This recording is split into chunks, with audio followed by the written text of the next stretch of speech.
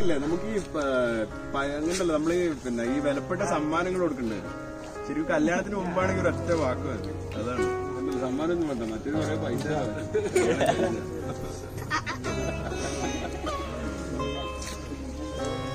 അപ്പൊ അതാണ് സംഭവം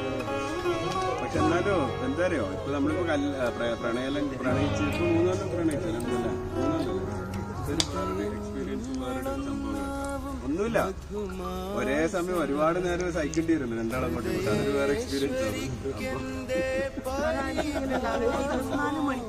ആണ് നമ്മളെ കരിയർ എന്ന് പറഞ്ഞാൽ അത് ഒരുമിച്ച് തന്നെയല്ലേ അപ്പൊ അതുകൊണ്ട് ആ സമയത്തും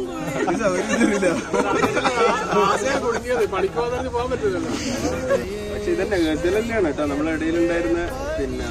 ഈ കമ്മ്യൂണിക്കേറ്റ് ചെയ്യാൻ പറ്റുന്ന പല സംഭവങ്ങൾ പല വരികളൊക്കെ ഇങ്ങനെ പാടൊക്കെ ചെയ്യും സ്വാഭാവികമായിട്ട് ഇങ്ങനെ മനസ്സിലാക്കും ഒരേ ഫീൽഡാകുമ്പോഴൊരു സന്തോഷം അങ്ങനെ നമ്മളെ സ്റ്റേജിൽ വന്നിട്ടുണ്ടാവും പിന്നെ